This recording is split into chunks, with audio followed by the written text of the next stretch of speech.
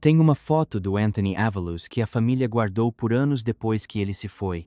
Ele está sorrindo do jeito que só criança de 10 anos consegue sorrir, como se o rosto inteiro mal conseguisse conter o que ele estava sentindo. Os olhos brilhando, as bochechas rechonchudas. A cara de quem acabou de ouvir a melhor piada da roda e está a um segundo de soltar uma gargalhada. Essa foto, mais do que qualquer documento judicial, mais do que qualquer boletim de ocorrência, mais do que qualquer uma das 13 denúncias feitas ao Serviço de Proteção à Criança antes de ele morrer, é a coisa que te conta tudo o que você precisa saber sobre quem era Anthony Avalos e faz o que aconteceu com ele ser quase impossível de aceitar. Quase. Porque essa mesma criança da foto, na tarde do dia 20 de junho de 2018, foi encontrada desacordada no chão de uma casa em Lancaster, na Califórnia, 35 quilos, gravemente desidratada, o corpinho coberto de hematomas, queimaduras de cigarro, marcas de cinto e ferimentos que os médicos diriam mais tarde serem compatíveis com tortura prolongada, sistemática e intencional. Sem pulso detectável, rins parados, cérebro sangrando, tão desnutrido que as costelas apareciam pela pele. E a pessoa que finalmente ligou para o 911, depois de deixá-lo no chão por 2 dias, foi a própria mãe. Ele foi transferido de helicóptero para o UCLA Mattel Children's Hospital. Não voltou mais. Anthony Avalos teve sua morte declarada no dia 21 de junho de 2018. Ele tinha 10 anos. Anthony Avalos teve sua morte declarada no dia 21/18 para o UCLA Mattel Children's Hospital. Nasceu no dia 4 de maio de 2008. Era o corredor mais rápido da sua turma. Sua professora dizia que ele era o melhor amigo de todo mundo. No final do seu último ano letivo, ele escreveu uma cartinha para ela. Eu só queria ficar com você para sempre, mas eu não posso. Só espero que você tenha o resto de uma vida boa, porque você já sabe que eu vou ter uma vida boa. Ele acreditava nisso. Dá para sentir nessa frase. Ele acreditava de verdade, do fundo do coração. E devia acreditar. Tinha todo motivo para isso.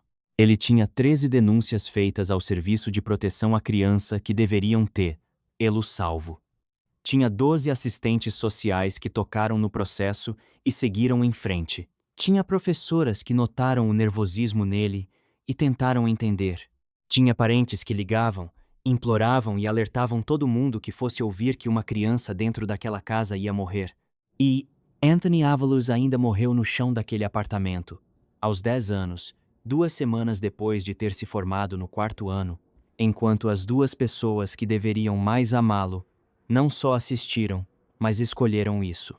Ativamente, repetidamente, deliberadamente, ao longo de 14 dias consecutivos.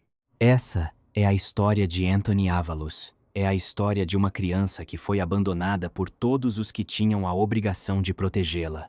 É a história de uma mãe que teve todas as chances de romper com o ciclo em que nasceu e preferiu não romper. É a história de um homem que trouxe uma crueldade para dentro dessa casa que foi escalando tudo até chegar a um ponto que só podia ter um fim. E é a história de um sistema tão quebrado, tão sobrecarregado e tão indiferente que olhou para a mesma família 13 vezes e continuou mandando um menininho de volta para o lugar que estava matando ele. Vamos entrar nessa história. Para entender de verdade o que aconteceu, você precisa entender o lugar onde tudo se passou, porque o lugar importa. Lancaster, na Califórnia, fica no extremo norte do condado de Los Angeles, num deserto de altitude chamado Antelope Valley. Quando as pessoas falam condado de Los Angeles, você pode imaginar praias, palmeiras, o trânsito na Sunset Boulevard, toda aquela versão cinematográfica do sul da Califórnia que o mundo conhece. Lancaster não é nada disso. Lancaster é plana, seca e aberta de um jeito que não tem nada a ver com o litoral. Os verões são brutais, aquele calor que não é glamouroso, só implacável. É uma cidade operária, uma cidade de commuters, um lugar de famílias esticando orçamentos que nunca chegam ao fim do mês, de escolas navegando uma realidade complexa com alunos que carregam mais do que a maioria dos adultos saberia lidar. E é também, e esse detalhe vai importar mais pra frente, a mesma região do Antelope Valley onde Gabriel Fernandes viveu e morreu em 2013, um menino de 8 anos, na cidade vizinha de Palmdale, torturado até a morte pela mãe e pelo namorado dela em circunstâncias tão parecidas com as de Anthony que os investigadores Os jornalistas e os defensores dos direitos das crianças que foram fundo nos dois casos se viram fazendo a mesma pergunta nauseante. Como isso continua acontecendo? No mesmo condado, com a mesma agência, o mesmo tipo de família, o mesmo manual de abuso, as mesmas falhas institucionais se repetindo em câmera lenta enquanto todos os sinais de alerta piscavam no vermelho. A resposta para essa pergunta é uma grande parte do que essa história quer dizer. A casa, no centro de tudo, era um apartamento simples num bairro tranquilo de Lancaster. Por fora, uma porta, algumas janelas, sapatinhos de criança na entrada parecia qualquer outra casa da rua. Nada nela anunciava perigo. Nada faria você parar no meio da calçada e olhar duas vezes. E numa história como essa normalidade não é acidental. É exatamente esse o ponto. O perigo não estava escondido em algum lugar remoto ou inacessível. Estava numa rua comum, atrás de uma porta comum, num condomínio comum enquanto uma criança era destruída a uma parede de distância de vizinhos que não tinham a menor ideia do que estava acontecendo e de instituições que tinham sido avisadas repetidamente e ainda assim não agiram com a urgência que a situação exigia. Heather Barron teve 7 filhos em aproximadamente 8 anos. Era jovem. Estava com a vida financeira apertada. Era, segundo todas as avaliações clínicas feitas durante os anos em que o Departamento de Serviços a Crianças e Famílias, o DCFS, esteve envolvido com a família, uma mãe cuja capacidade de oferecer cuidado seguro e acolhedor para os filhos era descrita como gravemente limitada. Isso estava documentado desde junho de 2014, 4 anos completos antes de Anthony morrer. A pergunta que essa história nos obriga a fazer não é só o que aconteceu dentro daquele apartamento. É por que, com toda essa documentação, com todas essas denúncias e com todas essas avaliações profissionais ali na frente, Anthony Avalos ainda estava naquela casa na noite em que ela finalmente o matou. Anthony Avalos nasceu em 4 de maio de 2008, e pelo que sua família, professores e colegas descreviam, era uma criança extraordinariamente presente, acolhedora e generosa. Era o tipo de criança que percebia quando alguém estava triste. O tipo de menino que conseguia deixar um ambiente mais quente só de entrar nele. Ele adorava dançar, adorava futebol americano. Quando as notas eram boas, o que acontecia bastante, já que ele entrava na lista de honra, o tio David levava ele pescar no Apollo Park, e Anthony amava essas pescarias do jeito que criança ama coisa que parece feita especialmente para ela. A professora do 4º ano dele, Harmony Bell, subiu ao banco das testemunhas no julgamento por assassinato em 2023 e entrou em lágrimas descrevendo ele. Disse que ele era o melhor amigo de todo mundo. E ela não quis dizer isso de forma vaga. Ela descreveu coisas específicas que ele fazia, como quando um aluno novo entrava na sala, Anthony pedia para mover a carteira dele para sentar do lado do novato para ele não se sentir sozinho no primeiro dia. Ele carregava a Bíblia embaixo do braço todo dia. Levava biscoitinhos de maisena da cantina para a professora Bell. Ela ainda tem a cartinha que ele escreveu no final daquele ano. Na carta, Anthony escrevia: "Eu só queria ficar com você para sempre, mas eu não posso. Só espero que você tenha o resto de uma vida boa, porque você já sabe que eu vou ter uma vida boa." Ele escreveu isso e quis dizer com tudo. Um menino de 10 anos que vivia algo inimaginável ainda acreditava de coração que uma boa vida estava esperando por ele do outro lado de tudo aquilo. Esse detalhe, mais do que quase qualquer outro nessa história, é o que fica. A professora Bell também testemunhou que notava que Anthony parecia frequentemente nervoso com alguma coisa. Aquele nervosismo, aquela vigilância tensa e específica de uma criança que vive num estado de imprevisibilidade constante, era visível o suficiente para a professora perceber. Mas sem mais informações, sem conseguir conectar o que ela observava com o que estava acontecendo atrás da porta daquele apartamento, ela não poderia ter sabido que aquele nervosismo era a expressão na superfície de algo catastrófico. Ela se lembrou disso depois que ele se foi. E carrega isso até hoje. Anthony tinha 6 irmãos. Era o mais velho, o que numa casa como aquela também significava que era o que estava lá há mais tempo, que entendia os ritmos e os perigos com mais clareza, que tinha desenvolvido como crianças em lares abusivos, desenvolvem por pura necessidade de sobreviver aquele radar interno hipervigilante para saber quando as coisas estavam estáveis e quando estavam prestes a virar. Esse tipo de percepção não é uma habilidade que alguém quer desenvolver.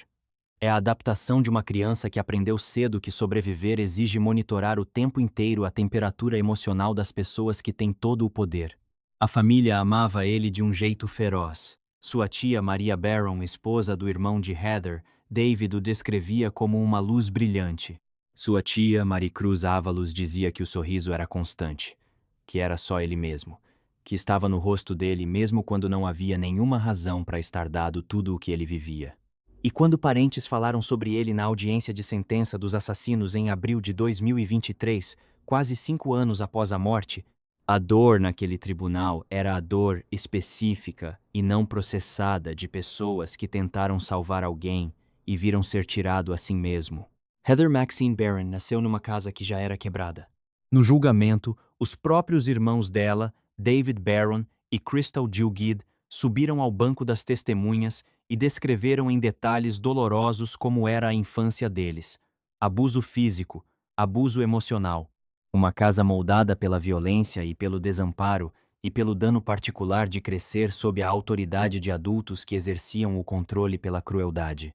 David e Crystal não subiram ao banco para defender a irmã. Testemunharam porque reconheceram o que estava acontecendo com Anthony, e os irmãos reconheceram na hora, porque tinham vivido uma versão daquilo e passaram anos tentando impedir. David ligou para o DCFS. Maria ligou para o DCFS. Eles acolheram as crianças sempre que podiam. David se recusou a deixar Heather levar as crianças de volta para casa quando Anthony contou o que estava acontecendo no apartamento em setembro de 2015. Ele chamou a polícia. Fez tudo certo. E o sistema devolveu as crianças para a mãe assim mesmo. David Barron disse ao tribunal que numa das ligações para o DCFS havia dito especificamente que acreditava que uma das crianças estaria morta em 5 anos se continuasse naquela casa. Acabou sendo em menos de 3. A avaliação psicológica feita em junho de 2014 descrevia a capacidade de Barron de oferecer cuidado adequado aos filhos como gravemente limitada por falta de habilidades parentais, julgamento ruim e negação, e falta de consciência sobre seus problemas de saúde mental. A recomendação mais importante do avaliador era terapia individual. Heather Barron se recusou. Disse que não tinha interesse em falar sobre o passado. Essa recusa é um dos momentos mais consequentes de toda essa história, não porque determinou tudo, mas porque revela algo sobre a natureza do que o sistema estava enfrentando. Mudar um comportamento enraizado tão fundo na história de alguém exige voltar a essa história e trabalhar ela. Não dá para resolver só com aulas de parentalidade. Barron sabia que voltar ao passado ia ser doloroso e escolheu não fazer isso. E a agência que a avaliou e recomendou a terapia não insistiu. Matriculou ela em sessões de parentalidade em casa, deu 6 meses para o caso e fechou com uma anotação que dizia: a mãe tem cumprido os serviços e está receptiva a recursos externos. Anthony tinha 6 anos quando esse caso foi encerrado. Ele tinha 8 anos de vida pela frente. Usaria só 4 deles. No julgamento, o promotor Jonathan Hatami ofereceu uma caracterização da dinâmica entre Barron e Leiva, que se tornou uma das frases marcantes do caso. Karen era o executor, disse ele. Heather era mente por trás.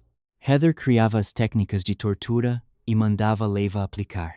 Esse enquadramento Barron como arquiteta, não como espectadora passiva, ia direto contra a defesa de síndrome da mulher espancada que o advogado dela apresentou. Mas as evidências sustentavam essa versão. Além do histórico documentado de Barron abusando dos filhos antes mesmo de Leiva chegar, havia os próprios métodos de tortura.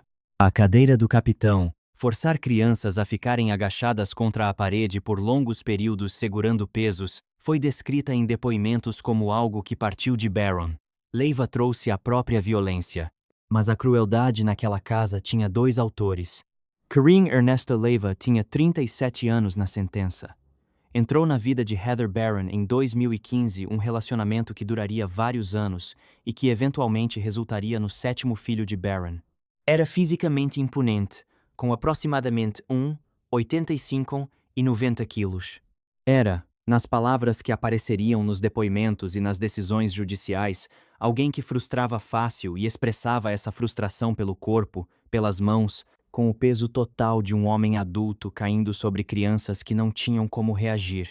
Poucos meses depois de Leiva se mudar para casa, o pai biológico de um dos filhos menores de Baron, uma criança de 2 anos, já estava ligando para a polícia. O menino aparecia nas visitas supervisionadas com hematomas nos braços e no rosto em toda a visita, sem exceção. Em uma delas, uma assistente social confirmou os hematomas ela mesma e documentou que a criança repetia: "Mamãe é malvada." O pai relatou que as marcas estavam lá em toda a visita. Baron disse que a criança de 2 anos tinha caído no chuveiro. Uma criança dessa idade tomando banho sem supervisão e caindo de um jeito que produz hematomas novos em lugares diferentes a cada visita. A maioria dos investigadores, olhando para essa explicação nesse contexto, teria dificuldade em achar ela crível. A denúncia foi arquivada como infundada do mesmo jeito. Nas entrevistas gravadas com a polícia após a morte de Anthony, Leiva admitiu múltiplas formas de abuso físico. Admitiu o cinto. Admitiu o fio de extensão. Admitiu ter forçado Anthony e os irmãos a se ajoelharem sobre arroz cru como punição. Admitiu a violência física contra as crianças. O que ele negou e o que seu advogado, Dan Chambers, defendeu até nos argumentos finais era que qualquer coisa que tivesse feito configurasse intenção de matar. Chambers disse ao tribunal que as evidências mostravam um comportamento abusivo severo, extremo e fora de qualquer limite, mas não assassinato. O juiz Samota discordou completamente e por escrito, o que tornava o abuso de Leiva diferente, além da gravidade, era a arquitetura. Ele não era um homem que explodia de raiva e depois se recuperava. Ele projetava punições, construía sistemas. A cadeira do capitão, ficar agachado contra a parede segurando tijolos ou livros pesados com os braços estendidos até as pernas cederem, não é uma expressão de temperamento. Raiva não usa acessórios. Raiva não consiste em recuar e observar enquanto os joelhos de uma criança sangram dentro de uma pilha de arroz. O que Leiva trouxe para dentro daquela casa, somado ao que já estava lá, era algo mais frio, mais metódico e mais deliberado do que raiva. Era o exercício diário de controle total sobre seres humanos pequenos demais e dependentes demais para resistir. Fotos da cena do crime apresentadas como evidência no julgamento mostravam um canto do apartamento onde o carpete tinha sido removido para expor o concreto cru. Naquele canto de concreto exposto, os investigadores encontraram grãos de arroz cru, encontraram pregos metálicos. Aquele canto, o canto de um apartamento onde crianças deveriam viver, brincar e se sentir seguras, tinha sido transformado num posto de punição. Foi montado, foi usado, repetidamente, deliberadamente. Crianças sangraram naquele arroz.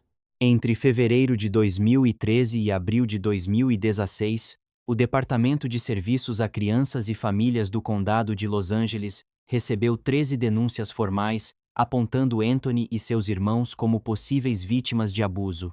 A agência deu seguimento a 8 das 13 denúncias. No mínimo 12 assistentes sociais diferentes tiveram contato com o caso da família ao longo desses 4 anos. Deixa esse número entrar. 13 denúncias, 8 respostas, 12 pessoas cuja responsabilidade profissional era olhar para essa família e determinar se aquelas crianças estavam seguras. E Anthony Avalos ainda morreu aos 10 anos, num apartamento em Lancaster, de desidratação e traumatismo craniano, após 14 dias consecutivos de tortura, enquanto a mãe assistia.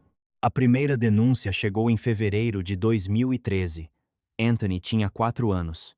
Ele tinha relatado que um membro da família, especificamente o avô, tinha abusado sexualmente dele. O DCFS confirmou o abuso, ou seja, concordou que algo havia acontecido e então fechou o caso, deixando tudo nas mãos de Heather Baron para manter o agressor longe do filho, sem monitoramento contínuo. Ele tinha 4 anos. Em maio de 2014, chegou outra denúncia, alguém alegando que Baron estava batendo nas crianças com mangueiras e cintos e as trancando nos quartos. Uma denúncia de negligência foi confirmada e um caso voluntário foi aberto, supervisionado por um assistente social chamado Mark Millman. Serviços foram organizados através de um prestador em domicílio chamado Children's Center of the Antelope Valley. Os relatórios desse prestador não eram animadores nem os de julho, nem os de agosto, nem os de outubro. Cada relatório de progresso do Children's Center dizia alguma variação da mesma coisa. Essa mãe está sobrecarregada, frustrada além da sua capacidade e não demonstra nenhum afeto com nenhuma das crianças, incluindo o recém-nascido. Uma conselheira ligou diretamente para o serviço de denúncias depois de não conseguir que Millman levasse as preocupações a sério. Relatou que Barron estava puxando crianças pelo braço, puxando o cabelo de uma filha enquanto penteava e chamando as crianças de nomes como vagabundo e piranha. Relatou que Barron tinha um bebê novo e estava demonstrando zero comportamento de cuidado, nem mesmo com o lactente. O assistente social designado para investigar aquela denúncia de outubro documentou que Barron e os filhos estavam interagindo positivamente e que mãe e filhos demonstravam vínculo seguro conforme observado na interação. A própria Barron admitiu, nessa mesma entrevista, que batia nas crianças com cinto e usava molho de pimenta como punição. Essa admissão, por si só, não foi suficiente para mudar a conclusão do investigador. A ferramenta automatizada de avaliação de risco utilizada em toda a investigação do DCFS e que leva em conta o histórico documentado da família voltou sinalizando alto risco e recomendando que o caso fosse escalado para uma ação judicial. O investigador ignorou a recomendação. A denúncia foi encerrada como inconclusiva. O caso voluntário foi formalmente encerrado em dezembro de 2014. As anotações do caso diziam: a mãe tem cumprido os serviços e está receptiva a recursos externos. Anthony tinha 6 anos. A família foi então encaminhada para um novo prestador de orientação, a Hathaway Sycamores. Esse é um dos detalhes mais perturbadores na narrativa de falha do DCFS nesse caso, porque a Hathaway Sycamores era exatamente a mesma agência privada que havia prestado serviços de orientação a Gabriel Fernandes, o menino de 8 anos, torturado e morto em Palmdale em 2013, e cuja conselheira, uma mulher chamada Barbara Dixon, havia testemunhado no caso Fernandes, que observou ferimentos extensos no corpo de Gabriel ao longo de múltiplas visitas e não os reportou ao serviço de denúncias, apesar de ser uma notificante obrigatória. As anotações dela das sessões com Gabriel mostravam que ela o orientou a ser mais atencioso com a mãe e a terminar o dever de casa. Essa conselheira ainda tinha o emprego, e Anthony Avalos foi designado a ela. A mesma conselheira, a mesma agência, o mesmo condado, uma criança diferente, o mesmo desfecho. Em setembro de 2015, chegou um momento crucial e de partir o coração. Anthony e alguns irmãos estavam visitando o tio David Barron. Longe do apartamento, na segurança da casa do tio, Anthony disse a verdade. Ele e os 2 irmãos mais velhos descreveram para David, e depois para um policial que atendeu à ocorrência, tudo: a cadeira do capitão, as surras com cinto e fio de extensão, serem trancados nos quartos sem comida. Leiva pendurar o irmão de Anthony na escada. O diretor da escola ligou para o serviço de denúncias naquele mesmo dia. O policial ligou no dia seguinte. A investigadora do DCFS que foi entrevistar Anthony ouviu ele dizer: Heather é minha mãe antiga. Essa aqui é minha casa nova. Agora sou da família Barron. Nunca mais vou ver a Heather. Ela tranca a gente no quarto e deixa a gente com fome. David Barron se recusou a deixar a irmã levar as crianças. Chamou a polícia. Fez tudo certo. A investigadora do DCFS conversou com 3 funcionários da Hathaway Sycamores, a mesma agência, a mesma que disseram a ela que estavam constantemente na casa, que a mãe nunca batia nas crianças, que as crianças nunca pareciam com medo e que não havia cadeados nas portas.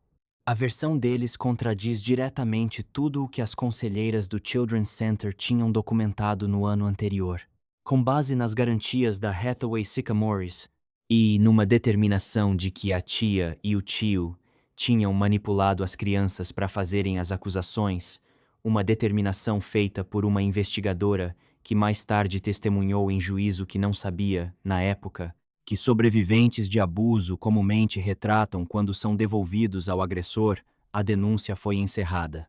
Sem surpresa, todas as crianças retrataram assim que voltaram para a guarda de Heather Barron. O registro dizia: situação estabilizada. David Barron nunca mais viu o sobrinho. A última denúncia registrada chegou em abril de 2016. Depois disso, o envolvimento do assistente social foi encerrado em outubro de 2016. Barron mudou as crianças de escola, uma que não tinha conhecimento do histórico de Anthony. Cortou os laços com David e Maria. A agência fechou o último fio de conexão com a família. Nos 2 anos antes de Anthony morrer, nenhuma instituição tinha olhos nele. Ninguém estava observando. Ninguém estava olhando. Ninguém apareceu. A Auditoria Estadual da Califórnia de 2019 sobre o DCFS, conduzida nas sequelas da morte de Anthony, junto com as mortes de Gabriel Fernandes e Noah 4, foi devastadora. Constatou que as avaliações de segurança estavam erradas em mais de 1/3 dos casos revisados, que o DCFS concluiu investigações dentro do prazo estadual obrigatório de 30 dias em apenas 30% dos casos e que os supervisores normalmente revisavam os casos apenas no momento do encerramento, o que significa que as decisões críticas já tinham sido tomadas, sem supervisão, antes de alguém mais graduado sequer olhar para o processo. Específico ao caso de Anthony, a auditoria identificou 7 causas raiz de falha, incluindo o encerramento inadequado do programa voluntário de manutenção familiar, uso incorreto das ferramentas de avaliação de risco e falha sistêmica em colaborar com as forças de segurança. Um momento, talvez acima de todos os outros, cristalizou a indiferença institucional no centro dessa falha. Durante o julgamento, os promotores reproduziram uma gravação da linha de denúncias do DCFS, uma gravação de um funcionário do DCFS recebendo uma descrição do abuso sofrido por Anthony, enquanto se ouvia risadas e piadas ao fundo durante a ligação. Essa gravação foi reproduzida num tribunal aberto. O DCFS enviou funcionários de relações com a mídia para monitorar partes do julgamento. A agência não emitiu nenhuma declaração pública formal sobre o caso. Nenhum funcionário do DCFS foi disciplinado em conexão com a morte de Anthony. O Escritório de Proteção à Criança do Condado de Los Angeles, criado diretamente após a morte de Gabriel Fernandes, com o mandato explícito de garantir que nunca mais acontecesse, revisou o processo de Anthony e concluiu que não podia afirmar que Anthony poderia ainda estar vivo hoje se a agência tivesse agido de forma diferente, citando como justificativa o fato de que a família não estava sob supervisão ativa do DCFS no momento da morte. Muitos defensores dos direitos das crianças caracterizaram essa conclusão como algo próximo de uma lavagem de banheiro.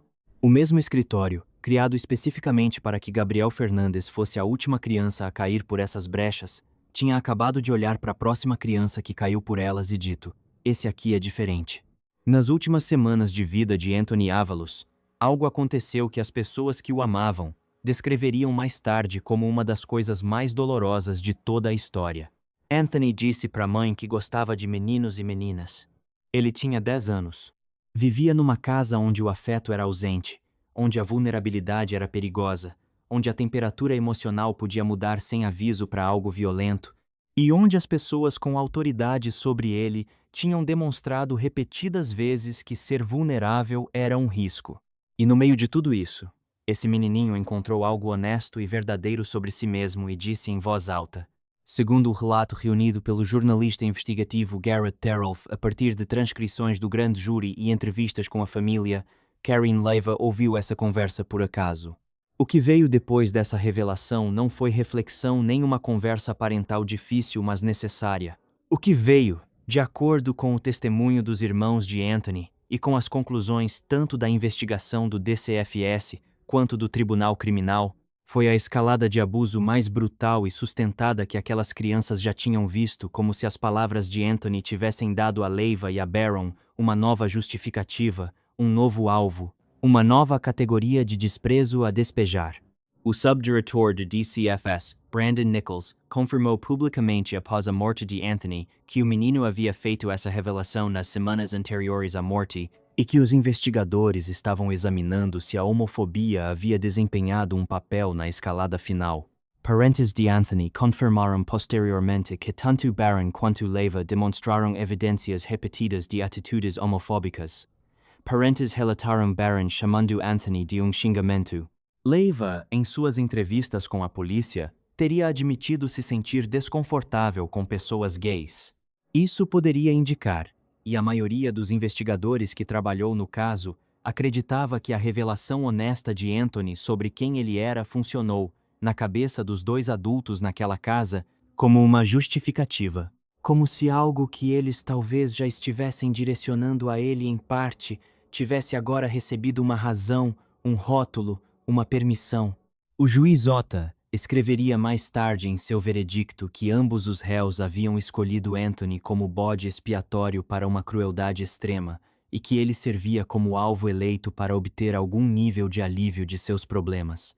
A escolha desproporcional de Anthony, tratado de forma mensuravelmente, documentadamente pior do que as outras crianças na casa, foi uma constatação que o tribunal fez de forma clara e sem ambiguidade. Maria Barron, tia de Anthony por casamento, disse após o veredicto: "A revelação de Anthony exigiu uma coragem enorme. Ela estava certa.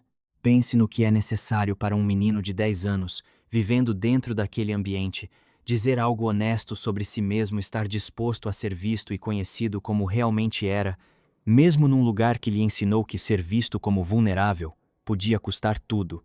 Ele tinha essa coragem assim mesmo. Ele merecia, no mínimo, estar seguro o bastante para usá-la."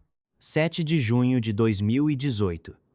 Anthony Avalos se formou no 4º ano. Tinha entrado na lista de honra, cruzou aquele palco, e então foi para casa. Do dia dessa formatura até a tarde de 20 de junho, Anthony Avalos foi submetido a abuso sustentado, diário e direcionado 14 dias consecutivos, tão metódico, tão prolongado e tão deliberado que o juiz Ota o descreveu em seu veredicto escrito como tortura no sentido jurídico e moral mais real da palavra. Não uma explosão, não uma série de incidentes escalando, uma campanha de 14 dias. Os promotores detalharam em suas declarações de abertura como foram essas 2 semanas, e o que descreveram não é o tipo de coisa que se ouve passivamente. Anthony era forçado a se ajoelhar em arroz cru seco em um piso de concreto todos os dias. Era obrigado a fazer isso por tanto tempo que sangrava no arroz. Uma especialista em abuso infantil que testemunhou no julgamento disse que os danos nos joelhos dele eram os piores que ela já tinha visto em toda a carreira. Enquanto se ajoelhava no arroz, um fio de extensão era usado para bater nele repetidamente por todo o corpo. Era forçado a segurar pesos, livros ou tijolos acima da cabeça com os braços estendidos por longos períodos, enquanto fazia a posição da cadeira do capitão agachado contra a parede. Era trancado no quarto. O rosto era esfregado em tapete encharcado de urina. Molho de pimenta era colocado nos olhos, no nariz, na boca. Comida era negada, água era negada. Quando davam comida, era manteiga de amendoim com molho de pimenta na força. Tinha queimaduras de cigarro no corpo. As crianças da casa eram forçadas a brigar entre si. Gravatas, confrontos físicos que não eram brincadeiras, eram organizados, dirigidos pelos adultos na sala. As meias-irmãs de Anthony, Destiny e Rafael, e uma das filhas de Leiva, estavam presentes e foram forçadas, em vários momentos, a assistir. Eram crianças também, 11, 12, 13 anos. Assistiram ao irmão sofrer e não disseram nada porque não havia nada a dizer, nenhum lugar para onde ir e nenhum adulto naquele apartamento que fosse fazer isso parar. No dia 18 de junho, uma das crianças relatou ter testemunhado Leiva prender Anthony pelo pescoço contra a parede. Quando soltou, o corpo de Anthony, que parecia completamente flácido, completamente sem vida, caiu no chão com um baque alto. Tentaram revivê-lo. Ele ficou inconsciente.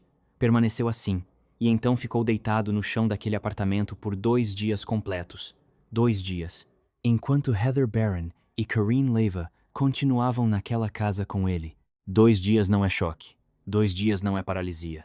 2 dias é uma decisão. Tomada e retomada a cada hora a decisão de não pegar um telefone. Com base no que o juiz Ota concluiu mais tarde sobre a natureza coordenada das tentativas de encobrir a situação, é razoável inferir que pelo menos parte desses 2 dias envolveu calcular qual história contar, em vez de qualquer crença genuína de que Anthony pudesse se recuperar por conta própria. Destiny O, que tinha 13 anos quando testemunhou, disse ao tribunal entre lágrimas como era a casa naqueles últimos dias. O promotor Hatami perguntou a ela em determinado momento: "E o que a mamãe fez?" A resposta de Destiny foi uma palavra só: nada. Imagine ser uma das outras crianças. 7, 8 anos, deitado no escuro, ouvindo seu irmão, sabendo que não tem telefone que você alcança, não tem vizinho suficientemente perto, não tem versão do amanhã que pareça diferente de hoje. Esse é o quadro completo do que foi construído dentro daquele apartamento em Lancaster. Não só o sofrimento de Anthony, o sofrimento de cada criança que foi obrigada a testemunhar e viver dentro disso e carregar isso para frente, os que sobreviveram ainda carregam. Tem um detalhe nesse caso que se sobressai acima de quase todos os outros em termos do que revela sobre a natureza do que foi feito a Anthony, e esse detalhe é a água. O juiz Ota concluiu especificamente em seu veredicto escrito que os 2 réus trabalharam juntos para privar Anthony de líquidos por um período de tempo substancial. Essa conclusão merece ser considerada com cuidado. Desidratar uma pessoa não é um ato de violência no sentido convencional. Não acontece num momento. Não acontece porque alguém perdeu o controle. Desidratar uma criança exige, a cada hora que ela está com sede e sofrendo, uma decisão renovada de não dar água a ela. Exige escolher, de novo e de novo e de novo, ao longo de dias, continuar fazendo isso. Quando os paramédicos chegaram no dia 20 de junho, as veias de Anthony tinham colapsado pela desidratação. Um médico de pronto-socorro testemunhou no julgamento que as veias dele estavam tão depletadas que não conseguiam funcionar adequadamente, que o corpo tinha sido tão sistematicamente privado de líquido que a infraestrutura circulatória básica havia falhado. Os rins tinham parado completamente. O médico disse que mesmo que Anthony tivesse sobrevivido de alguma forma, o que não tinha nenhuma chance realista de acontecer, precisaria de diálise pelo resto da vida. A desidratação sozinha já era fatal. Todo o resto era adicional. O médico legista determinou que a causa da morte foi desidratação grave e traumatismo craniano, o resultado final da violência da noite anterior, quando Leiva pegou Anthony pelos pés e bateu a cabeça dele repetidamente no chão, o que era a mesma coisa que ele tinha feito com Anthony ao longo dos 14 dias, só que com consequências fatais no dia 18 de junho. A condição do corpo de Anthony dizia a qualquer médico treinado tudo o que precisava saber. Isso não foi um incidente único. Isso não foi um momento que saiu do controle. Isso foi o resultado final de um esforço sustentado, coordenado e deliberado de destruir uma criança. À tarde de 20 de junho de 2018, Anthony Avalos estava deitado inconsciente no chão daquele apartamento em Lancaster há 2 dias. Em algum momento daquela tarde, Heather Barron pegou um telefone e discou o Novelmon. Na gravação dessa ligação reproduzida em pleno tribunal durante o julgamento, dá para ouvir o atendedor responder, e então você ouve Barron responder: "Meu filho não está respirando. Meu filho não está respirando." O juiz Ota anotaria mais tarde, no veredicto escrito, que Barron esperou até Anthony estar literalmente sem vida para ligar para o Novelmon e descreveu isso como uma flagrante falta de cuidado com a vida de Anthony. Os paramédicos chegaram e encontraram Anthony sem pulso, sem respirar, o corpo com múltiplas abrasões e queimaduras de cigarro, as costelas visíveis pela pele. Estava em parada cardíaca total. Os paramédicos trabalharam para restabelecer o pulso. Conseguiram, ao menos temporariamente. Ele foi estabilizado o suficiente para ser levado primeiro a um hospital local e depois transferido de helicóptero para o UCLA Mattel Children's Hospital, em Los Angeles, onde os médicos avaliaram a extensão total do que tinha sido feito a ele. Quando Barron chegou ao hospital, vários médicos e enfermeiros que interagiram com ela mais tarde testemunharam no julgamento que o comportamento dela era imediatamente e consistentemente errado. Disseram que ela demonstrava pouca emoção genuína. que parecia estar forçando as lágrimas, performando o luto em vez de senti-lo de uma forma que profissionais de medicina de emergência treinados descreveram como inconfundivelmente artificial. Um médico testemunhou que Barron parecia na verdade culpar Anthony pela própria condição. E na declaração inicial aos paramédicos, Barron disse que Anthony havia se machucado naquela manhã. O juiz Ota abordou explicitamente essa afirmação no veredicto. Disse que era cientificamente impossível que Anthony tivesse se machucado naquela manhã, dado o estado do corpo dele. O nível de desidratação sozinho indicava que ele podia não ter tido nenhum líquido por 5 dias ou mais. Os ferimentos no corpo não eram compatíveis com um incidente único. Ele estava ali, naquele chão, por 2 dias antes da ligação ser feita. A história de cobertura desmoronou sob o peso das evidências médicas básicas. Anthony Avalus teve a morte declarada no UCLA Mattel Children's Hospital no dia 21 de junho de 2018. Ele tinha 10 anos. Havia se formado no 4º ano 14 dias antes. Havia escrito uma carta para a professora dizendo que ia ter uma vida boa. Pesava 35 quilos. Deveria ter começado o 5º ano em setembro. Heather Barron e Karine Leiva foram presos no verão de 2018. Em agosto de 2019, o Ministério Público do Condado de Los Angeles anunciou que estava pedindo a pena de morte para ambos. Ambos foram acusados de assassinato em 1º grau com a circunstância especial de assassinato com infligimento de tortura, bem como acusações de tortura e abuso infantil envolvendo 2 dos meios-irmãos de Anthony, Destiny O. e Rafael O. Ambos se declararam inocentes. Ambos ficaram presos sem direito à fiança. Então houve uma mudança significativa. Após a eleição de novembro de 2020 do promotor distrital George Gascon, cujo escritório emitiu uma diretiva geral de que a morte nunca é uma resolução adequada em nenhum caso, a pena de morte foi removida para os 2 réus. O escritório de Gascon também tentou inicialmente remover a alegação de circunstâncias especiais, a constatação que garantiria uma sentença obrigatória de prisão perpétua sem possibilidade de liberdade condicional, mas o promotor-chefe Jonathan Hatami, que também havia sido o promotor-chefe no caso Gabriel Fernandes e era crítico público das políticas de Gascon, se recusou a seguir essa diretiva e manteve a alegação. A constatação de circunstâncias especiais permaneceu. Se condenados, ambos os réus enfrentariam prisão perpétua sem possibilidade de liberdade condicional. Em janeiro de 2023, antes de o julgamento criminal ser concluído, o Conselho de Supervisores do Condado de Los Angeles aprovou formalmente um acordo civil de 32 milhões de dólares entre o condado e a família de Anthony na época, um dos maiores acordos desse tipo na história do condado. A ação civil acusou o DCFS e vários assistentes sociais de indiferença deliberada ou padrão jurídico que vai além da simples negligência até um desrespeito consciente e sustentado de risco conhecido. O acordo não incluiu nenhum reconhecimento de culpa por parte do DCFS, o que é prática jurídica padrão nesses acordos. Se esse padrão parece suficiente quando aplicado à morte de um menino de 10 anos que teve 13 denúncias feitas em seu nome, é uma pergunta à qual a família de Anthony e a maioria das pessoas que conhecem essa história já tem uma resposta clara. Tanto Barron quanto Leiva abriram mão do direito a um julgamento por júri. O caso seria decidido pelo juiz Sam Ota, da Vara Criminal Superior do Condado de Los Angeles, num julgamento sem júri, uma decisão que os advogados de defesa às vezes recomendam em casos onde os fatos são tão emocionalmente avassaladores que um júri popular pode avaliá-los por uma lente de luto e indignação em vez de análise jurídica rigorosa. Se esse cálculo ajudou algum dos réus, é outra questão. O julgamento se estendeu por aproximadamente 5 semanas em janeiro e fevereiro de 2023. O DCFS enviou funcionários de relações com a mídia para observar partes dele. A agência não emitiu nenhuma declaração pública. As declarações de abertura da promotoria, feitas por Jonathan Hatami, definiram o tom de tudo que se seguiu. Ele descreveu a campanha de tortura de 14 dias em detalhes específicos e clínicos.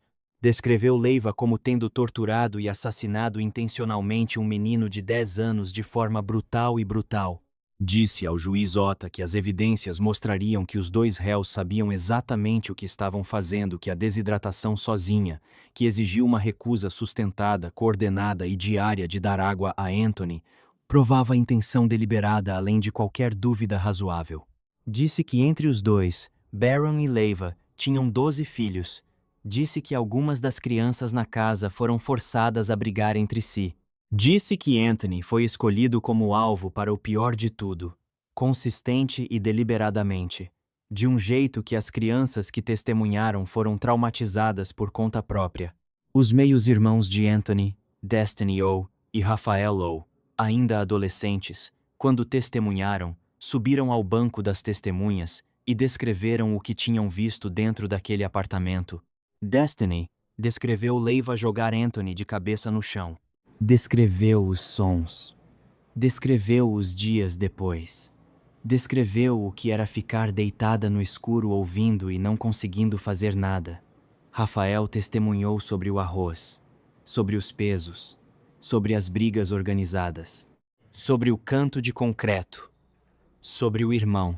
A especialista em abuso infantil que testemunhou para a promotoria disse que as lesões nos joelhos de Anthony eram as piores que ela já viu em sua carreira profissional. Disse que os danos eram consistentes não com um incidente isolado ou uma punição severa, mas com um trauma repetido e contínuo ao longo de dias.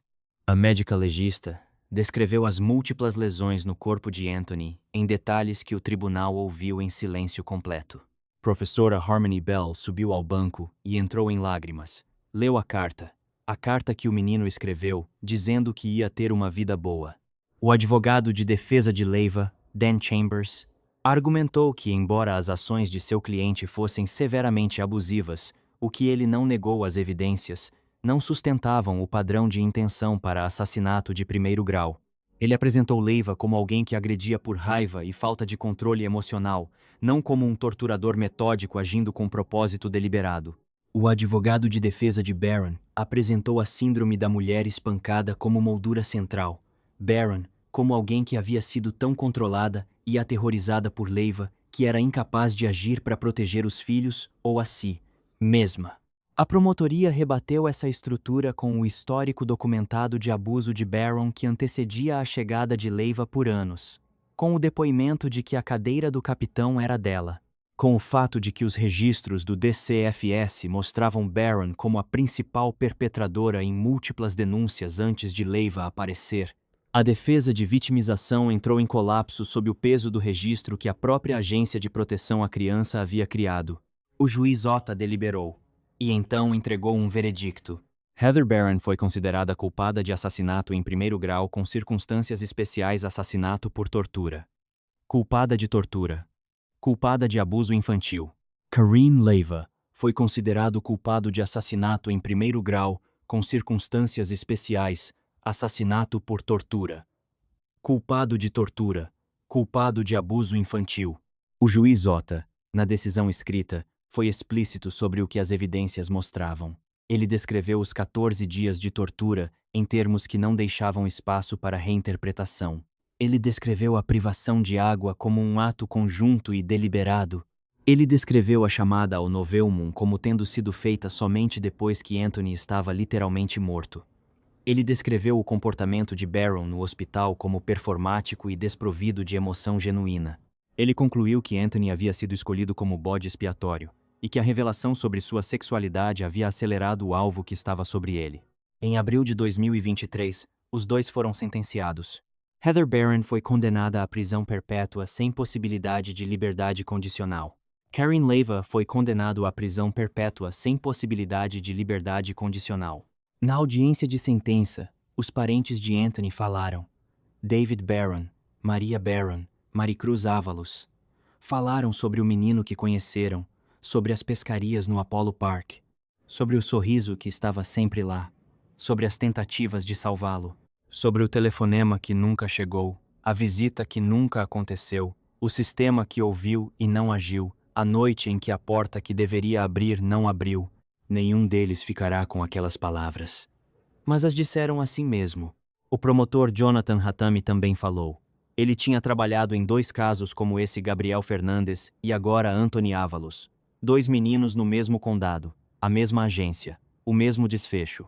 Ele tinha sido vocal, público e repetido sobre o que entendia ser o fracasso sistêmico que tornou isso possível. Ele estava deixando o cargo de procurador naquela época, depois de conflitos contínuos com a política do escritório de Gascon. Em seus comentários na sentença, ele foi direto: esse caso não termina com a sentença. O sistema que falhou com Anthony ainda está funcionando. As crianças ainda estão dentro dele. E enquanto aquelas questões permanecem sem resposta, a sentença é apenas uma parte da história. Ele não estava errado. Depois que o veredicto foi entregue e as sentenças foram proferidas, os olhos voltaram como inevitavelmente fazem em casos como esse para as perguntas mais amplas. As mesmas perguntas que Gabriel Fernandes havia levantado. As mesmas que voltariam com Noah 4. As que os reformadores dos serviços de proteção à criança, os defensores de políticas públicas e os jornalistas de investigação levantaram repetidamente, em vão, por anos. Como é possível que uma agência receba 13 denúncias sobre a mesma criança e ela ainda morra? Como é possível que a ferramenta automatizada de avaliação de risco sinalize alto risco e seja ignorada? Como é possível que a mesma agência privada que supervisionou Gabriel Fernandes tenha sido designada a Anthony Ávalos com a mesma conselheira?